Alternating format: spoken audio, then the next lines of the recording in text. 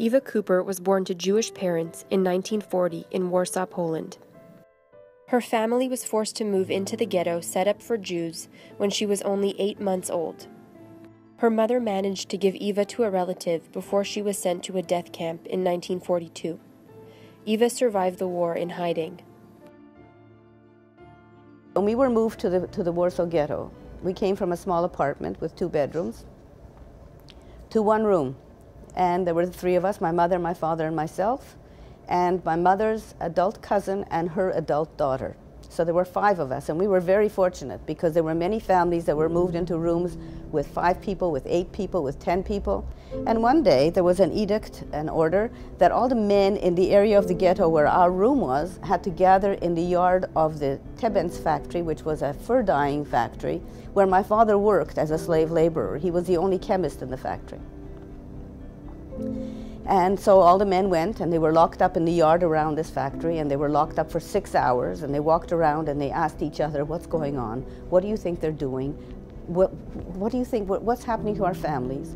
And they really, they had no idea, and they were very, very nervous and anxious. And when they were released after 6 hours, my father ran to our room, and he saw that not only were we not there, but nobody was there.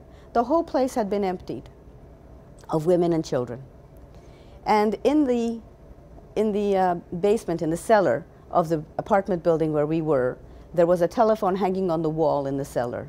And you could make calls going out with this phone. You could make outgoing calls, but you couldn't receive calls there. And my father had made arrangements with a cousin of my mother's that if something were ever to happen where he had to let her know immediately that something was very wrong, that something terrible was happening. And so my father, when he ran to our room and he saw that there was nobody there, he ran down to the cellar, he called her. Her name was Regina. He called Regina and he told her what was happening.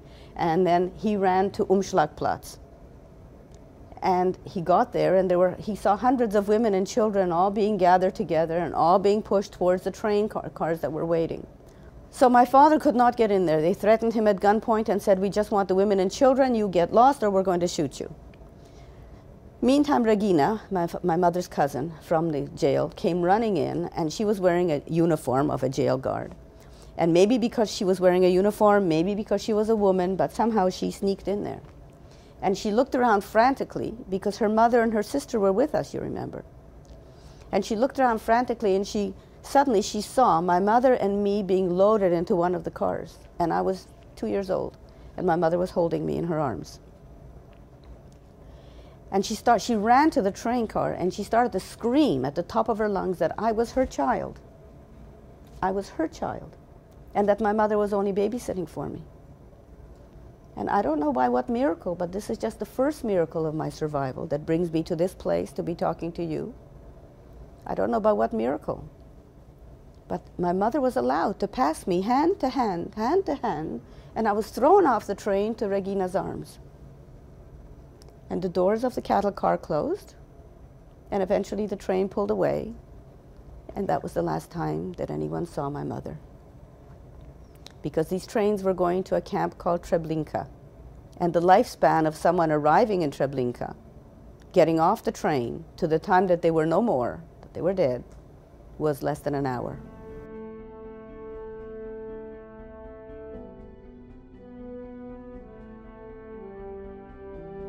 The Germans organized regular roundups of Jews on the streets of the ghetto. Those who could not hide in time were arrested and sent to the Treblinka death camp. And one day my father and I were caught like that. And he tried desperately to find a place to hide, and he finally landed up walking down a staircase into the cellar of a factory building. And when he got down there were already people hiding there, and the place was filled with water up to here. And when he came down the stairs holding a young child, people said to him, no, you go away. You can't come here with a young child. A child will cry. She'll give us all away. You can't stay here. Go away. And my father said, I can't go away. I can't go away. I promise you. I will hold her close to me. And if I feel that she's going to make any sound, I will suffocate her myself. And he told me many years later that he had in his pocket 2 pills. They were poison. And he was going to give me one and take one. He was not going to allow me or himself to be taken alive. And I was a child of war. I had learned, even in that young age of 2, that I had to do what I was told. And if I was told to be quiet, I was quiet. A child senses the stress and the anxiety around him and the fear. And I just knew I had to be quiet. And we lasted through the night. And when we were leaving, the people down there said, "This is our hiding place. We will not let you come in again because we're not going to take another chance. This time it worked out, but next time it may not. You can't come." My father decided at that point that he had to find a way to get out of the ghetto. Now this is very, very difficult. People did not get out of the ghetto easily. The ghetto was surrounded by 10-foot walls made of brick, and on top of that were huge rolls of electrified barbed wire. The only way that a few people sometimes were able to or managed to get out of the ghetto was through the sewers. It was possible, very, very, very dangerous, to go into the sewer in the ghetto, to walk along the sewer to when you passed the border of the ghetto and come out on the other side in Warsaw that was not part of the ghetto. Eva's father called his sister, who lived outside the ghetto, with false Christian identity papers. He told her that he and Eva were about to escape through the sewers and that they needed someone to meet them outside the ghetto. And we went into the sewer. He was carrying me. He told me that the trip, which was the length of several blocks, which would take 10 minutes to walk, normally, on the street, took 2.5 hours. And he was up to here you can imagine what's in the sewers, excrement and all kinds of filth and smell. He said the rats were as big as cats. It was horrible. And when we came out on the other side, you can just imagine what we looked like. And the man wasn't there to pick us up. And we sat under a bush, my father wet, stinky, me. Finally the man arrived, and he took us to the home of a friend of my father's from before the war. And when they opened the door and they saw what we looked like, they were appalled. They were horrified. And when they heard what happened to my mother, they couldn't believe it. They were just horrified. And they invited us in, and they cleaned us up, and they fed us. And they said we could stay as long as we wanted. But my father knew that we could not. It was very, very dangerous for people to help Jews.